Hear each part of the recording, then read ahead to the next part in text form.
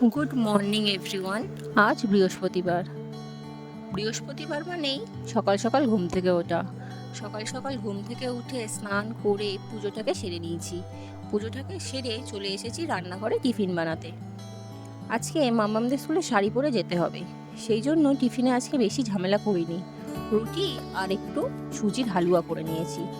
মাম্মামদের স্কুলে আজকে শাড়ি পরে যেতে হবে, যেহেতু কালকে 25শে বৈশাখ ছিল, সেই জন্য আজকে শাড়ি পরে যেতে বলেছে।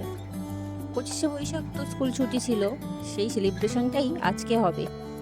পিসি তাই মাম্মামকে শাড়িটা পরিয়ে দিয়েছে, আর আমি বাদবাকি মেকআপটা করে দিয়েছি। তারপরও একটু ঠাকুরকে প্রণাম করে নিচ্ছে। ঠাকুরকে প্রণাম করে হওয়ার পরই আমরা চলে যাব স্কুলে। এই যে আমরা স্কুলে বেরিয়ে পড়েছি।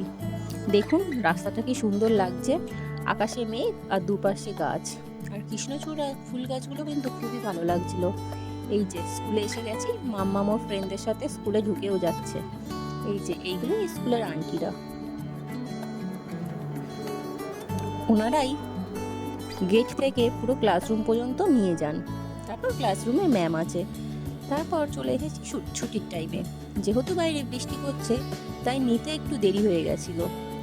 মাম্মাম ক্লাসরুমেই ছিল, আর ওর ফ্রেন্ডদের যারা গার্জেন চলে এসেছিল তাদেরকে ছেড়ে দিয়েছিল। এই যে ওর দুটো ফ্রেন্ড বসে আছে, তাদের সাথে একটু কথা বলে নিলাম। তারপর দেখি মাম্মামকে নিয়ে একটা আন্টি আসছে, ওই যে চলে এসেছে।